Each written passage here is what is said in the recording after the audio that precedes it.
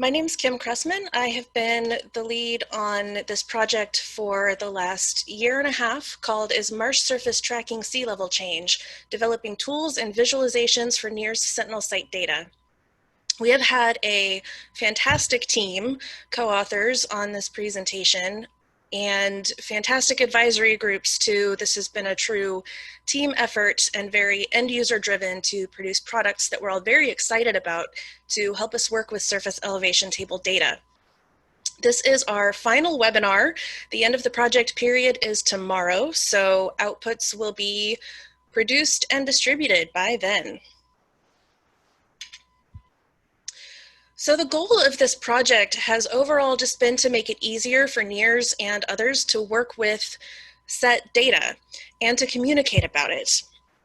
Our primary audience was reserve staff because we have had a lot of needs in the system in terms of standardizing data and starting to do similar things to each other. But these products have already been useful to people outside the reserve system with Fish and Wildlife and the Park Service and other various agencies that work with SET data. But within the system, we had 15 reserves participating. They're the ones in yellow here. And this project was really driven by the needs of these reserve staff. And really, even at the proposal stage, it was. The way that this all came about was at an annual meeting in 2017, I believe. My reserve had been working up some of our SET data, and my stewardship coordinator, I think, is the one who showed it off at an annual meeting, and other people said, we want to do some of this stuff too. We want to make some of these cool graphics. We want to be able to do what you're doing. Maybe we should go after a science collaborative grant. Later in that same meeting, in a regional session, the Gulf Coast education coordinators were talking about tote workshops, and something that we've done here at Grand Bay is base tote workshops on real things that we're doing, and our education coordinator has incorporated SET data and SET examples. And what the ECs were saying was it sure would be nice to be able to use some actual data and show that and what it's showing. So it tied in perfectly with this idea of we want technical products, but it also isn't that much of a stretch if we're already producing graphics. Let's go ahead and adapt those for use by educators too. So it became this whole package involving all of the different reserve sectors. And the timing was really good because many reserves had been monitoring sets for at least 5 years at that point. So we were able to start looking at trends and generating some things, and it just all came together really nicely. So this has been a Science Catalyst grant. The project team itself included 6 reserves, plus our statistician from Clemson University, and 15 reserves sent data. There were actually 16 files because one reserve had an external partner, so they sent their own data set and that of a partner. What we've promised through this grant is consistent data formatting for all the reserves, various technical tools to help with QA/QC. When this project started, I thought that it was just going to be a little report showing some outliers or things like that, but it turned into an interactive app that I will demonstrate towards the end of the webinar. And also different analyses and graphics produced through Microsoft Word reports that you can use, modify, and share. We've also generated outreach tools. Again, these were modified from the technical graphics and then annotated to be understandable by other audiences, with lots of input, especially from education coordinators. We've also generated reserve level reports, both technical and outreach. If you are a participating reserve, you should have gotten an email yesterday with links to your reports. And we're working on a national synthesis. The team has been hard at work with writing up and interpreting what we're seeing at the national level. In this webinar, we're gonna sort of go in reverse. We're gonna show you the big national level results, and then we'll zoom in a little bit and I'll walk you through some of the reserve level outputs, the QA/QC app, and the documentation, which is a guide to the workflow and what we're intending it to be used for. Now, these reports include calculated rates of elevation change at the sets and comparisons to sea level change. So I'm going to go ahead and unmute Dr. Brooke Russell from Clemson University.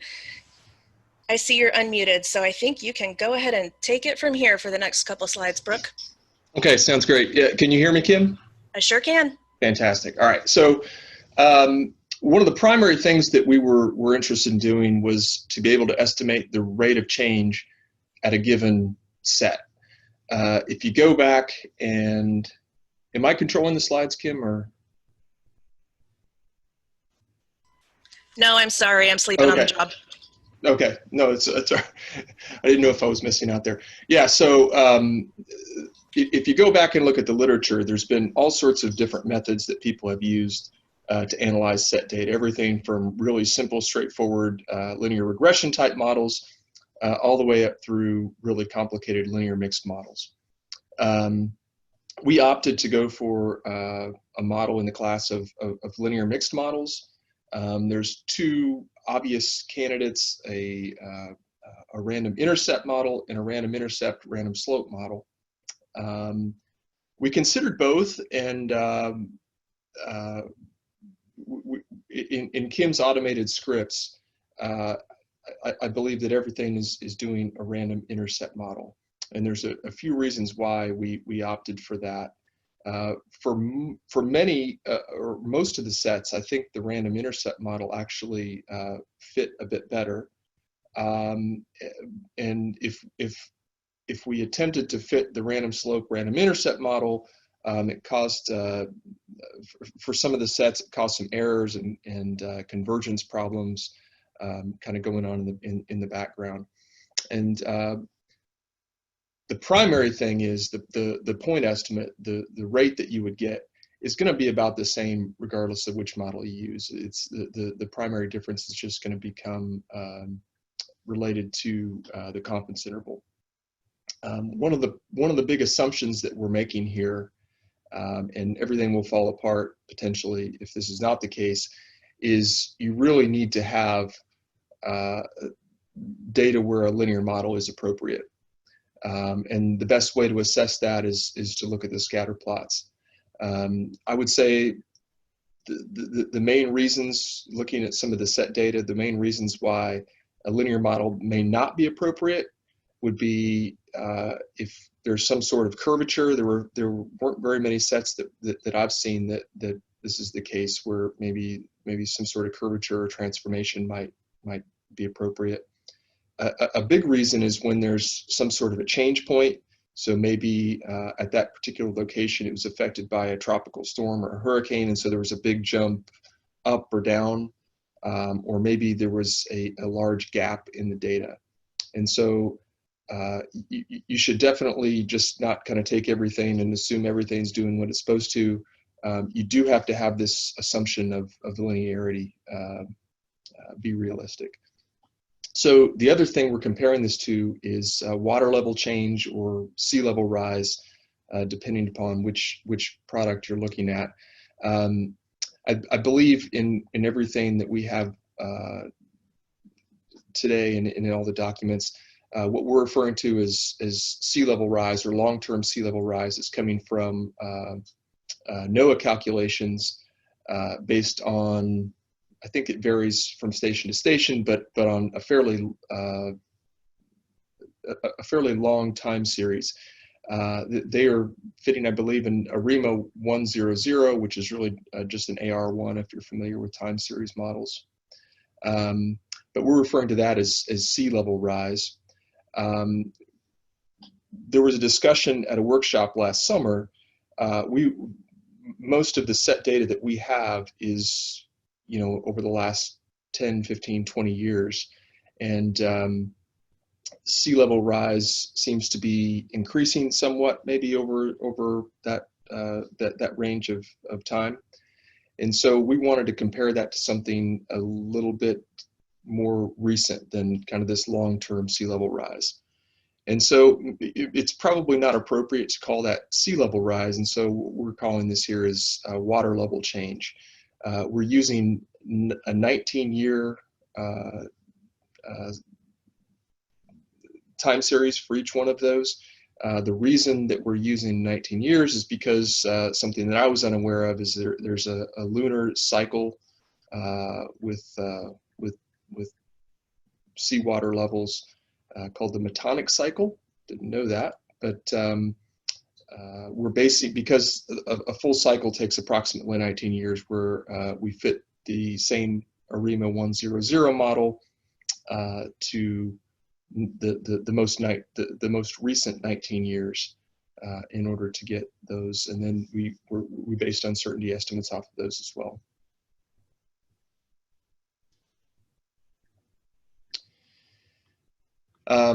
One of the primary things that you'll see today and in all the reports are these comparisons. So comparing the estimated rate of change at individual sets versus water level change or sea level rise. I think we end up doing both. So the method that we chose to use for comparison is confidence interval overlap. And I know that can be somewhat problematic. It's not exactly equivalent to doing a formal hypothesis test, but the reason we chose to go with that is because it's very visually appealing, and just looking like at this graph here in the upper right corner of the slide, it's very easy just to look at it and kind of tell what's going on. But you should be aware that this is not exactly equivalent to doing some sort of a hypothesis test for a difference. Each individual confidence interval is 95%, I believe. And so what we're doing in terms of making comparisons is looking to see whether the confidence intervals overlap or do not overlap. So you can see in the figure in the upper right-hand corner, that red oval includes 4 sets. The whiskers extending out to the left and right of each of those red dots are the individual 95% confidence intervals. The solid blue line in the middle is the, I'm not sure if this is water level change or sea level rise, but that's the estimated rate of change for the water. And then the corresponding confidence interval from the ARIMA model is given in that blue shaded region. And so, for example, the ones in the red oval on the left side of the graph, those have a lower, the rate of change is smaller than for sea level rise, and it's exactly the opposite in the 3 in the blue circle. At those particular sets, the rate of change is higher than sea level rise. And then there's several sets in the middle where the confidence intervals overlap, and what we're concluding here is, or what we're saying is, there's not evidence of a difference. Again, it's not a formal hypothesis test, but it should give us a pretty good idea of what's going on. The other thing that I think we should mention here is talking about the different methods for rate calculation or estimation. There's been several different methods proposed. They tend to fall into one of these two categories, one of these two broad categories. The first one being, we do a regression for each pin through time. So we get 36 regressions, 36 regression lines. We get 36 different slope estimates, and then we just average those 36 slope estimates. So that's one method that's been used in the past, and the other one's exactly the opposite. So there we average at each time period, we average the 36 pins and then fit a regression line to those points. If there's no missing data, the point estimate for both of those will be exactly the same. Confidence intervals, however, may not be the same. Again, we chose to use the linear mix model because it I think tends to account for the hierarchical nature of the dependence in the set perhaps a little bit better. The point estimates, if you don't have any missing data, or even if you have only a moderate amount of missing data, the point estimates are not going to differ very much, but the confidence intervals can vary quite a bit. For this reason, one of the things that I've taken on is to do some sort of a simulation study to try and assess which model might be best under different circumstances. And I had a graduate student working with me in the fall, so I made a bit more progress in the fall, and I was hoping to finish that off here early in this semester, and I think I'm getting fairly close to being done with that. And so I'll let people know if people are interested. I'll let people know when those results are going to come out.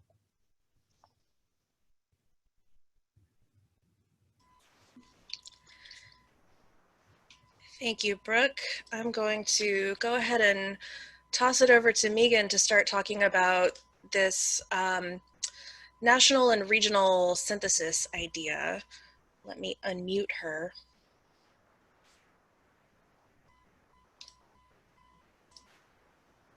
There we go. We should be able to hear you now, Megan. Okay, so hi, this is Megan. You can hear me, correct? Yep, gotcha. Okay, thanks. So Brooke did a really good job explaining the red and the blue concept. That's going to be important for the graphs that I show you. But yeah, perfect, Kim, thanks. But again, what we want to emphasize here is that red, as it appears in these box and whisker plots, which we're referring to as the Star Wars graphs kind of colloquially because it was kind of helpful for how they appeared. The red the sets that are going to be color-coded in red in the following pie charts are not keeping pace with long-term sea level rise. They will be in lighter red if their confidence intervals overlap, and if the set elevation change rate is exceeding the rate of sea level rise, as shown in blue here, then it will be in dark blue if there's no overlap in confidence intervals, and in lighter blue if there is some overlap. Okay, next please.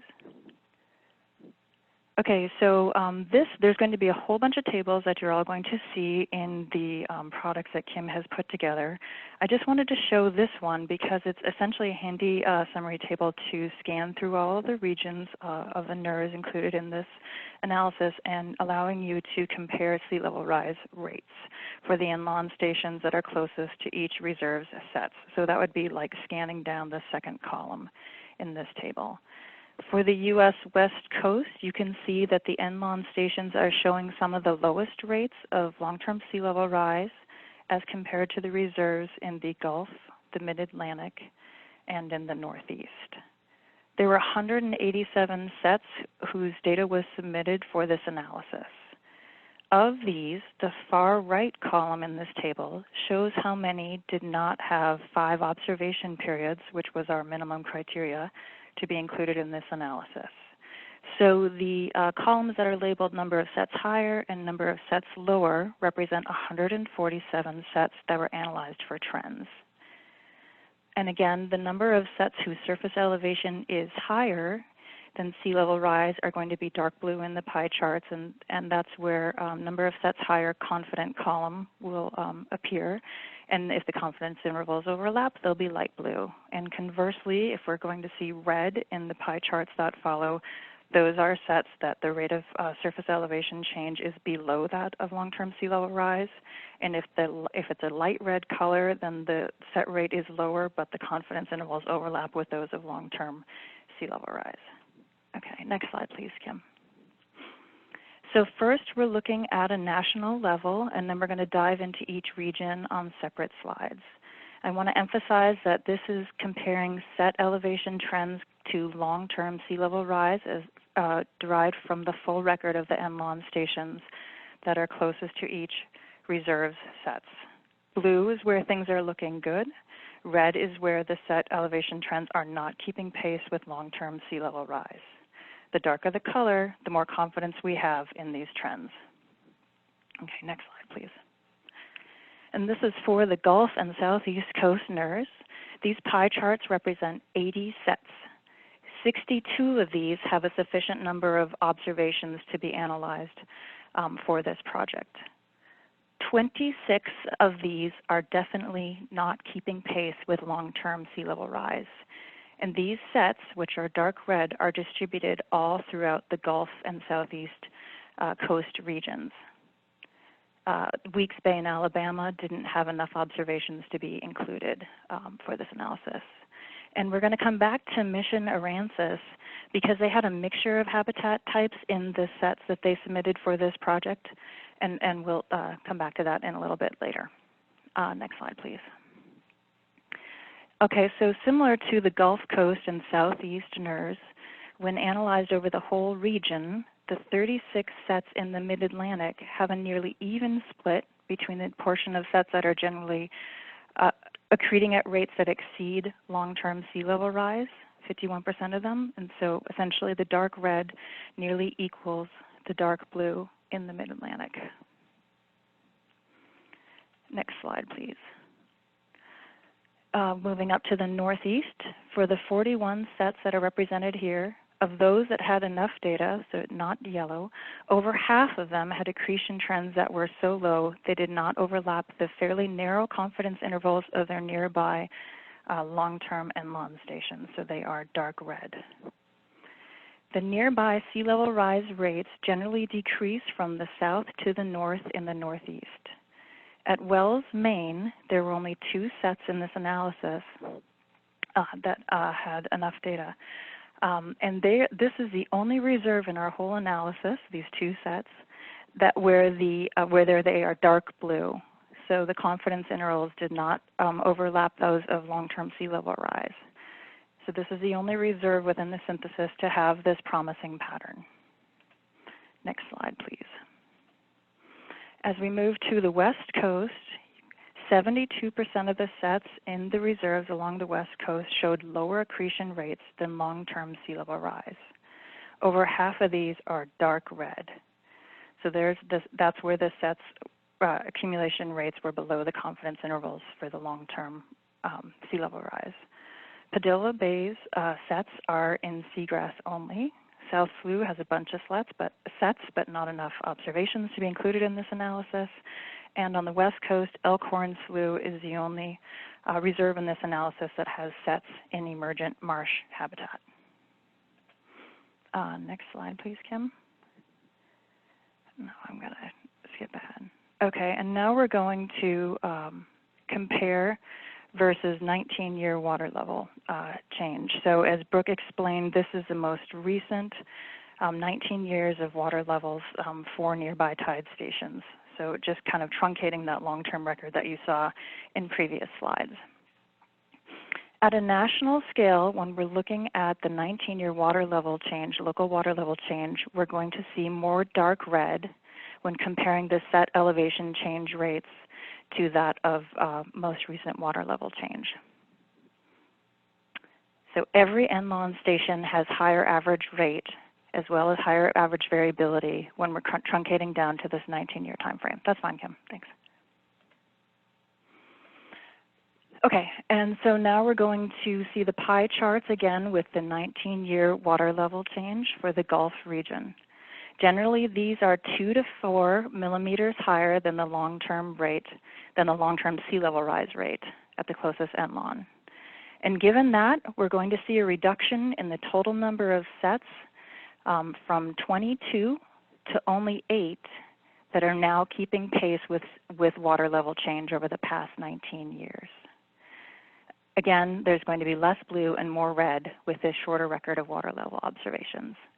Just wanted to point out here, Mission Aransas, that oval got a little bit fat, but they were the only reserve in here that had a mixture of habitat types for their sets. So they had sets in both emergent marsh, in mangroves, and in an area that was transitioning from marsh to mangrove.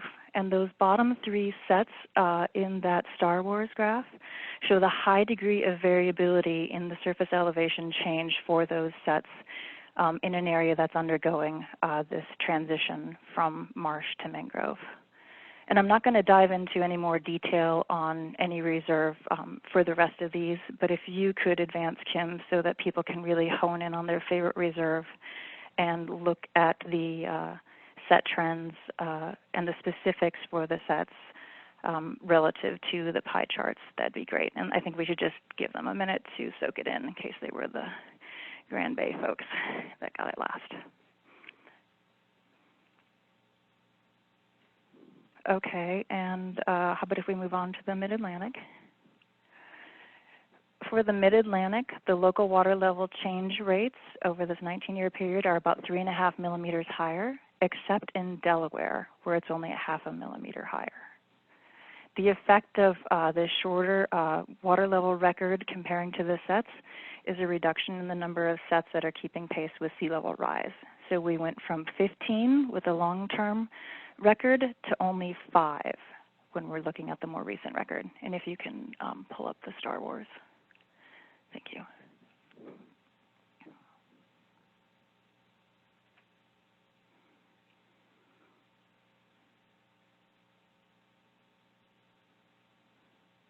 Okay, let's go to the Northeast. Here, there's local water level change rates for the Northeast show that none of the sets in this database can compete with the shorter term but notably higher local water level change rates. And as Kim pulls up the specifics for each reserve, again, you'll see that Wells only has 2 in this analysis, but we've completely lost all of the dark blue when we're comparing to this more recent shorter term record.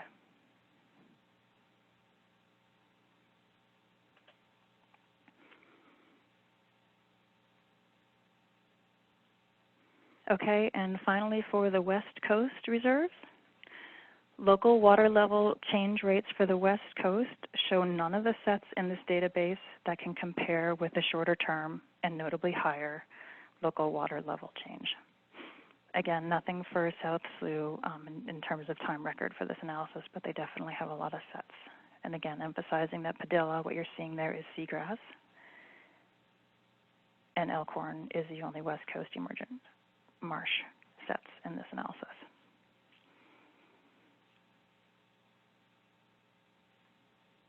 Okay.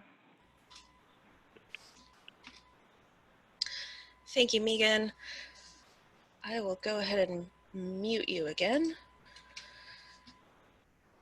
One thing that I don't think we pointed out is that in these Star Wars graphs, we not only have the dark blue solid line and shading, that's the long-term sea level rise, and then the dashed line and the lighter shading is the 19-year water level change that we calculated. So as you'll notice, that is higher than long-term sea level rise, and the confidence interval is also much wider. So I'd like to jump from PowerPoint into actually showing you some of these reports. So let me pull this up. So if you are a reserve that contributed data, hopefully you've had a chance to look through what I sent you with so much time before this webinar. But essentially what's in this report, we generated these using Microsoft Word with the idea that we can provide a lot of background information and a lot of detail on what we did and why we did it. But if you don't want that included in whatever you need, you can just delete it because it's Microsoft Word. So some of this up at the top, we're saying this is really developed for use by technical staff. We also have an outreach document that is meant for use by outreach staff, hopefully in consultation with those of you who are more technical and can help with interpretation, because that's something we really can't automate. There are some typical checks in these things. We start off just with the file that we're running and what date the report was run. When these reports are generated, the file name also has the date attached to the end of it, so you will not overwrite old reports if you make new ones, unless you're doing it the same day. We also include the dates of the data, which is different for each reserve. And it's possible in a user options spreadsheet to actually specify that you want to run the analyses on a shorter term of data. And if that is specified, it will show up in this section too. As part of this process, we have discussed QA/QC quite a lot, because one of the differences between reserves and even within a reserve is how certain common things that you might want to document get documented. So for example, if the pin lands in a hole, that could be recorded as hole. Some people might have written a whole sentence, the pin landed in a hole, or it could have been hole due to a crab burrow. So it would vary within and between files. And part of what we started trying to do was suggest some common issues that are encountered and some 3-letter codes to be consistent with what we're doing with our core swamp water quality, weather, nutrient data. Nobody's locked into these, but we wanted to get started, and I've tried to incorporate them into this process just so that whole is flagged the same way in every spot. There are also some more detailed 2-letter codes that you can put with these 3-letter ones. So for example, if you wanted to say the hole was due to a crab burrow, there's a code for that, and it would be LHECB. There's more detail on these in the workflow guide. So it's also possible to specify codes that you would like to indicate data that you don't want in the analysis, just like we would say reject in swamp data with a -3. So there's a place for that in these metadata files, and you can specify if you don't want something included. And if that has happened, it will show up in the report here, so you can keep track of what did you exclude and which data values did that remove from the analysis. This can just help you keep track of what you're doing and what's in here. There are also some file matching checks, mostly looking to make sure set IDs are the same in the data and the metadata files. As the files that I will send back to you go, they match. The issue will be moving forward if you start adding sets. Sometimes there are typos, or we type things inconsistently, and a computer sees set space 1 as different from set -1. So as a human looking at this, we know, but we need to make sure for the computer that it's consistent. So if there's anything not matching, it will show up here. Another thing that might show up, and this is from a different reserve, would be if you have put some set IDs in your metadata because maybe you're going to install them or they've been installed but you haven't started measuring them. If they're in your metadata but not in your actual data file, they'll show up here. As long as you know about it, that's fine. The other thing that might show up would be if you have set IDs in your data file but not in your metadata, and that might indicate a typo or something that you want to go back and check. So you might see the word warning here, but that is nothing to worry about. It's just to let you know something's different between these files. Are you sure that's okay? If not, go back and fix it. Then in this report, we get into some background information, the long-term rate of sea level rise from the Enlon station. We pulled reserve staff pulled and sent to us the estimate and the confidence interval, along with the station ID number for the Enlon station, the name of it, and the period of record. And this is all pulled from a sea level rise rates file that's in the metadata folder. So then this 19-year rate of change, we used the same data and the same methods and calculated a shorter term number. The 19-year period was based on the last date in the data file. So for this reserve, the last date was 2017, and we went for 19 years before that. Some reserves submitted data through 2018, so it would be 1999 through 2018. But it's 19 years that coincides with the end of the set measurements. There's also a link to the technical report from NOAA about how these trends are calculated. And then we have some metadata tables, just what are the set IDs, what type of set is it, what's the dominant vegetation around the set. In the metadata file, we based this off of a metadata file that the set working group had made a lot of progress on, and one of their columns was dominant vegetation. In our conversations with the technical group for this project, people were saying, well, there can be more than one co-dominant vegetation. So we actually made 3 or 4 columns in the metadata for co-dominant vegetation 1, co-dominant 2, so you can add multiple species if you want to. This column only shows the first one. That wasn't a requirement. Some reserves did not provide it. And then we have information about the first and last sample date of each surface elevation table. How many years does that span, and how many sample events were there? Then we get into the graphs. If you've been participating, hopefully I've sent you these for your reserve, but the idea is we're looking at change since the first reading, and every measurement for a date was just averaged at the set. So there's just 1 point per date per set. This is an overview, and one of the big requests from this project was people wanted to actually generate individual plots for each set, and that's possible. I didn't want to make the reports be 500 pages long, so what I did was I had them saved out to a different place in your file directory. And another thing that I've sort of done in this report is included the file paths to where these things get saved. So this multi-panel graph is saved in a subfolder called R output, figures, cumulative change plots, and then this is the name of the image. There's a subfolder called individual sets, and then that's where you would find, for our reserve, the 16 individual graphs. So I've tried to make this sort of a graphical table of contents so that you can find all of these cool images, because there are a lot. This is the same thing, just with a dashed line indicating a linear model.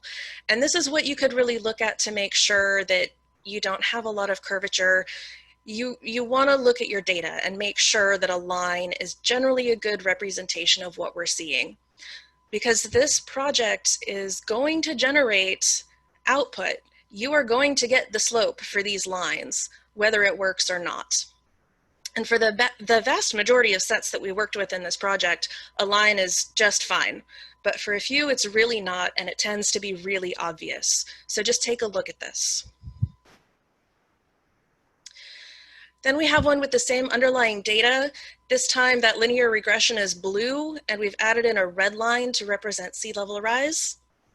This is long-term sea level rise, and it's a bit of an oversimplification. It's simply that slope that was pulled from the Enlon station. So the red line is the same in every panel of this graph, but the blue is different for each individual surface elevation table. And again, you get images for each individual set and this whole image saved out if you want to use them. One other thing while I'm thinking about it, in the user options spreadsheet, you can actually specify how many columns of data you want in this graph. For our reserve, 3 is perfect. For a lot of reserves, you want 4. So this graphic might look funny in the first output, but you can specify that option and change it. There are also places to change what the dimensions of the graph should be, which comes into play a little bit later. This is the same thing without the blue line. And then here it's the same thing, just with the points removed so that it's a little less in your face. So again, this is a bunch of graphs showing essentially the same thing, and this may be more than what you really want to save or share, but it's Microsoft Word, and we know how to delete things, so you can make those things go away if you want to.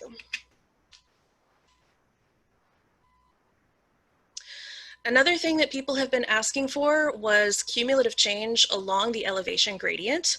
So that's this next graph. There was some inconsistency between reserves and what kind of information we had and how confident we were about exactly how to tie it back to an AVD88 or water level. So consider this relative positions vertically. If there was data provided in the metadata document, we used it to set the starting position for each surface elevation table and then go from there. If that information was not provided, then everything starts at 0 and your lines go in a bunch of different directions. This graphic in particular is one where you're going to want to modify the dimensions of the graph in the user options file, because especially for some of you with either a lot of sets or really long set names, this legend can just start squeezing out the graph panel. But you can change that to make it look better for you. And again, it's saved out.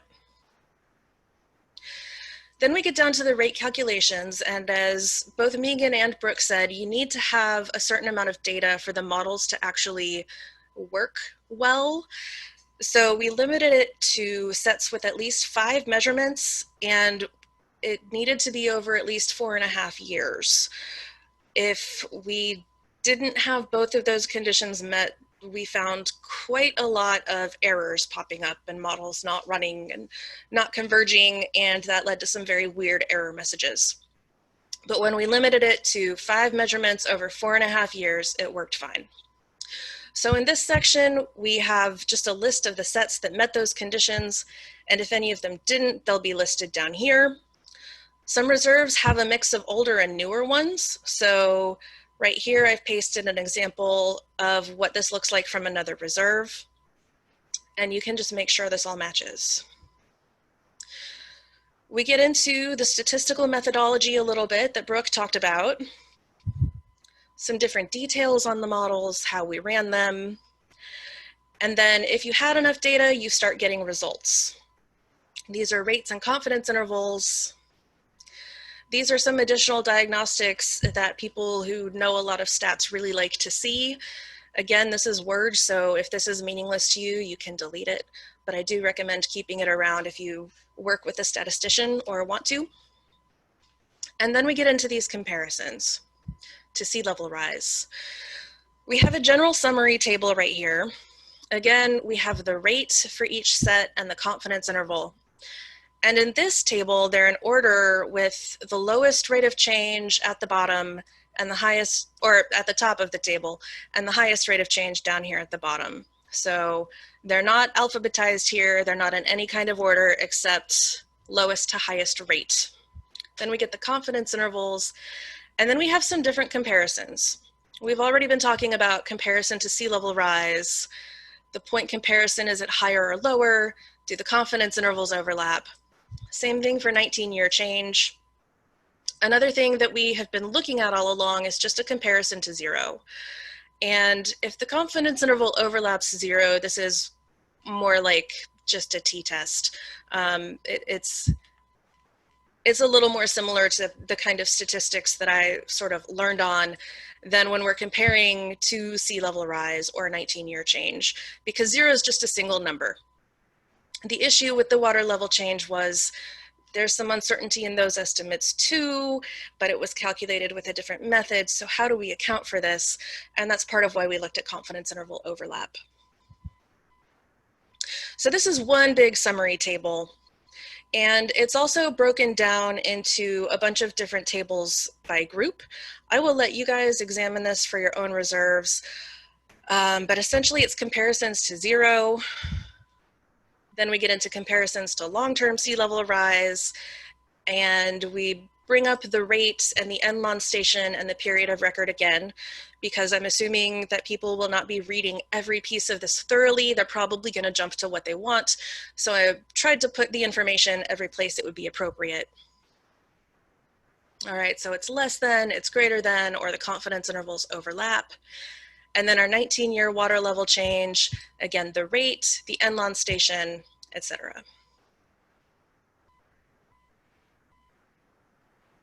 Then we get into the Star Wars graphs, and there are a lot of different ways we could spit this out. Ours default level or default ordering is alphabetical. If elevation information was provided, there are versions of these where we go from lowest elevation at the bottom of the y-axis to highest elevation at the top.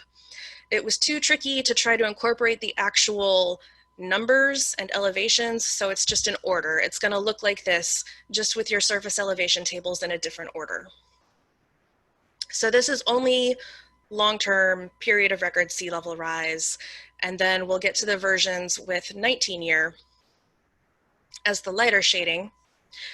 And then another thing that people kept requesting was, hey, this might look different based on vegetation type. Can we color those points based on vegetation? And the answer turned out to be yes. So those are included too.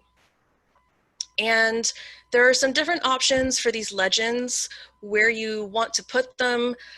The option that I filled into the the spreadsheet that you all have is just to have it on the bottom and to have these vertical, but you also have an option to move the legend over to the right or to spread these out just horizontally so that it's a shorter, wider legend. So you can play around with that. You will also need to modify the dimensions of this graph because it gets really wacky, again, depending on how many different vegetation types you have and how long those names are. So you'll need to play with it to find dimensions that work for you. The advantage of being the person in charge of this project is that I got to optimize it for my reserve. So this report looks very pretty for Grand Bay, and the rest of you may have to play with it a bit. And then finally, we throw everything on a map so you can look for spatial patterns. And what we have is similar to what we had with the pie charts. Blue is, it's higher than whatever we're comparing it to. Red is lower. The difference in the maps is if confidence intervals overlap, it's just gray. We've also represented higher or lower with arrows. So we have compared to 0, compared to long-term sea level rise, and then compared to 19-year change. So the other thing I wanted to show you, and I'm going to have to move through this pretty quickly because we're starting to run low on time, but I wanted to show you this QA/QC app because one of the biggest points that we've been wanting to push in this project is look at your data, look at your data, look at your data. Especially now that it's in this format we can work in, you can see problems in graphics pretty easily. So this is an R session. What I meant to do first was pull up this directory. You are going to receive a folder with the name SETr _ and your reserve code, and it's going to look like this when you open it up. This rproj file, there's a little, it looks like a box with an R in it. Anything in R for this project that you want to run needs to be run by first opening this project. The way you can tell it's open is up here in the right corner, there's another little box with an R by it, and it should say something like the name of your folder. If it says none, you're not in the project and you are going to get some weird error messages about it not being able to find the files. So look for this project. When you have it open, you can, in the bottom right, there's a files pane and you can see the different R scripts that you can run. The QA/QC app is this O2 interact, and the way that you run it is just hitting this button. It opens what's called a Shiny app, and you're going to see some stuff going by in this lower left panel, but eventually it's going to open up what looks like a browser. There was some confusion the first time I showed this off because people worried that this meant their data was on the internet, but it is not. This is a local browser session on your computer. You can work with one surface elevation table at a time, and the whole list is in this pull-down box. You can change the date range that you're looking at. It defaults to the earliest and latest in your data set. You can hover over points on these graphs, so you can see the date, you can see which arm it was, or down here, you can see which pin it was, and then you can go back and make sure that wasn't a typo, or see if that's something you want to document with the QA/QC code. There's another tab called Incremental Calcs, and this is to look at the change since the previous reading. And I believe it's the Park Service protocols. They said you want to examine your data if the difference between readings is more than 25 millimeters. So that's where these red lines default to. And you're looking for points that are way outside of this. Again, you can hover over them and get information and figure out what might have been going on. This particular graph has one panel for each arm position and then a point for each set. If you want to change this threshold, you can just drag the slider bar up here. So if you know that 50 is more appropriate for your threshold, you can do that and the lines move. You can also show the points in a table that exceeded that. This gives you a count for how many observations were outside that threshold. And another request was, well, I want to see all of it, just like in the original PERC service spreadsheet with dates as the column names. Not gonna lie, this gives me a little bit of heartburn. It's particularly troublesome to read in data to R when dates were column headers. But people wanted this, so here it is for you. Use it cautiously. So you can make those tables appear and go away at will. There are some options over here so that you can make the points bigger if you want to. So you can play with the aesthetics. And then there's a tab over here just showing you the cumulative change in different ways. And this is the same, this is the first graphic that was in that report. You can change the number of columns here, so you could play around with it to figure out what options you want in your options spreadsheet. You can overlay a linear regression if you want to see what that looks like. You can change the scales to be free scales so that each panel isn't on the same one. So you can play around with this a lot and just see what's going on at your sites. Make sure that you have data documented the way you want it and all of that good stuff. All right, let me chug along here a little bit. So the workflow is that you update your data, you run some scripts, we provide instructions in a lot of places, and you get the cool output. So again, this R project is the file you want to open before running any scripts. And in your main folder, there will be a document called Guide to the SETr Workflow. This is something we're still putting finishing touches on, adding screenshots to, trying to make it understandable for you to find what you need, both within this folder and how to work with all of this. The general idea is that you collect some data, you enter it in a format that's more human-friendly than the format that gets used for everything else. This long format, which is called your processed file, is really the one that gets used by all of the scripts.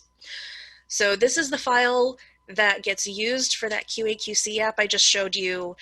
This is the file that produces the analytic and outreach reports.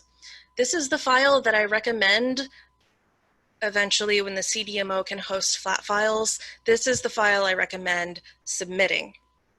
But we also have that other Excel file that's kind of color-coded.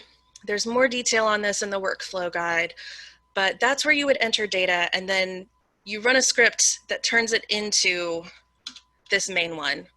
Then you run the QA/QC script. If you need to document anything else, you do it in the raw file here. And anytime you update the raw file, you want to run the script that says process raw data to turn it into this one before you make anything else again. So that's kind of the general overview of the workflow. I have a couple screenshots of the workflow guide.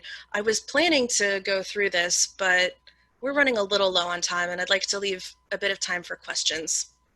But we have a table of contents just on the front with a little bit of background, a quick view of where to find important files. So where do you enter your data? Where do you change your metadata? Where are these QC codes we keep talking about? General instructions on how to run every script is section 3. That also includes information on what files are needed by each script and what files are produced by each script, so we can keep track of it. You may never need that much detail, and that's fine, but I wanted to capture it. So we've tried to nest the bullet points for each of these in such a way that you can just hit the main headers. Okay, it's time to update my data. What do I do? Okay, it's time to run the QA/QC app. What do I do? What do I do next? What do I do? That's the workflow instructions.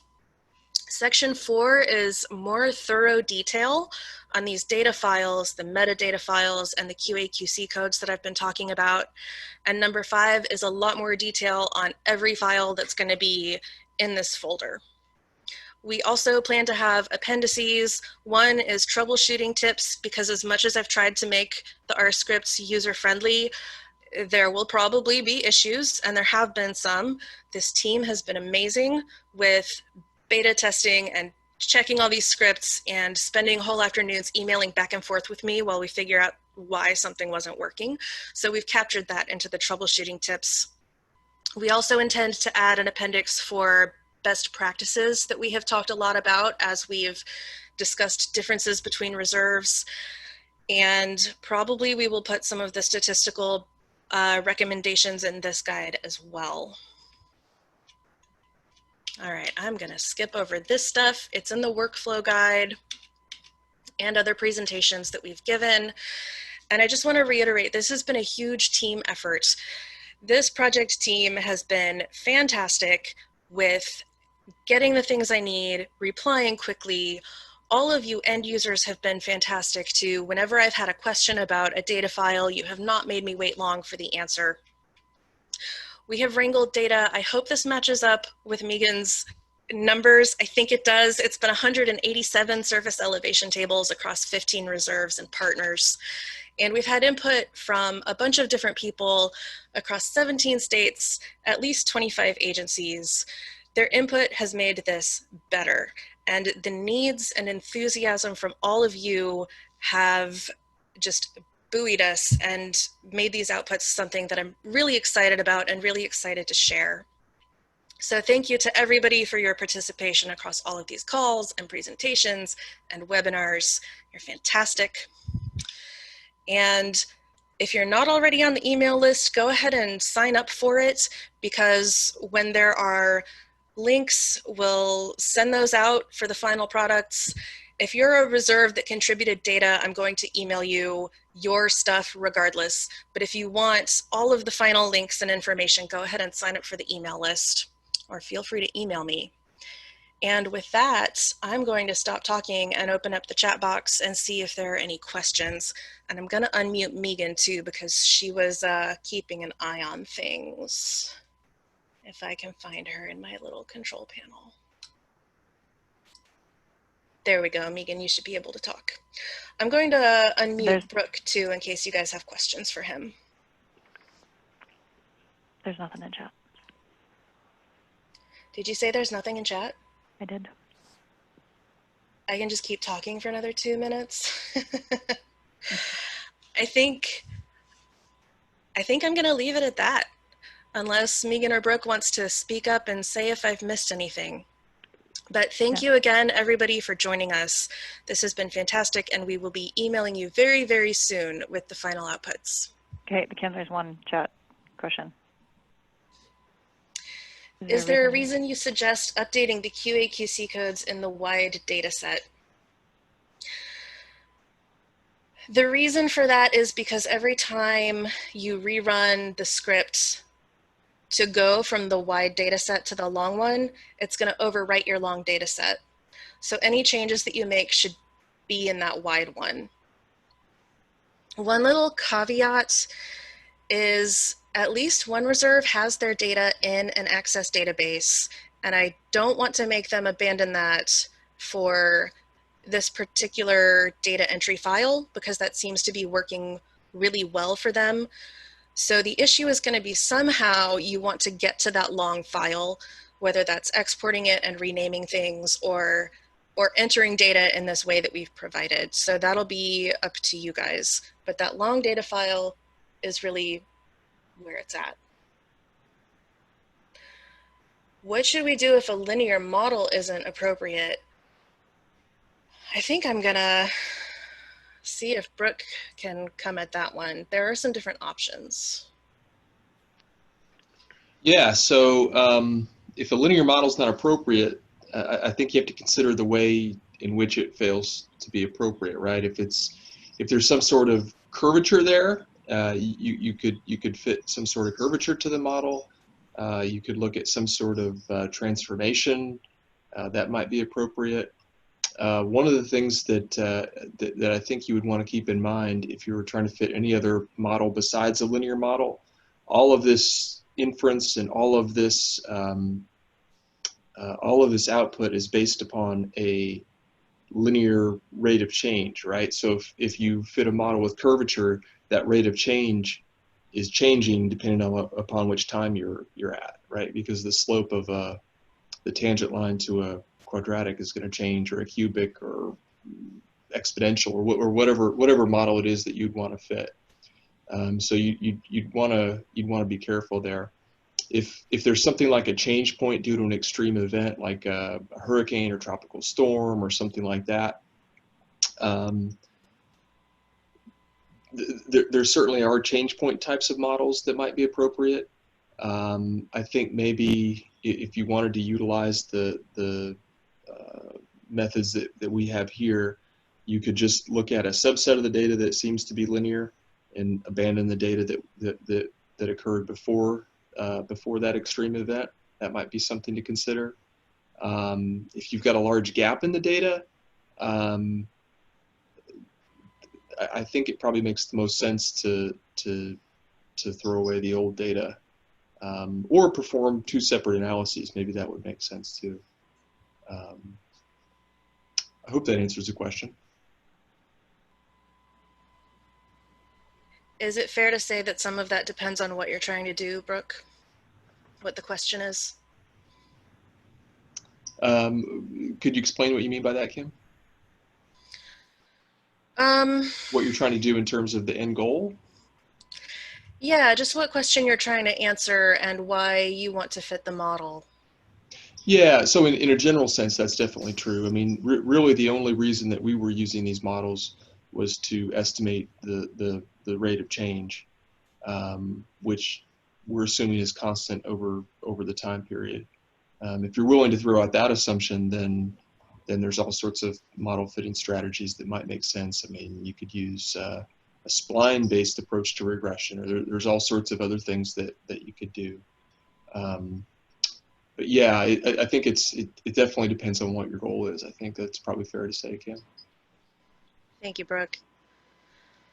From Kirstine, we have, for Mars, we had color-coded scores by reserve in a summary table, including elevation change rate, averaged across all sets at a reserve, and a ratio of elevation change to sea level rise rate. Just to link between national products might be worth making a similar summary table with these better data. We have talked a lot about making color-coded tables for a synthesis. I was not able to produce them in time for due dates, but we are certainly considering, planning to publish this somewhere, some way, and that's something we'll continue discussing.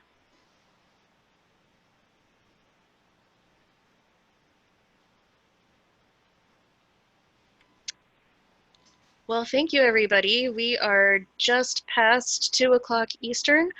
I appreciate you being with us, and I will go ahead and stop this recording and end the meeting. Feel free to contact me, and also Suzanne Scholl has been very much a point of contact for this project. Again, thank you to everyone, thank you to the project team, and we will get products to you shortly. Thanks.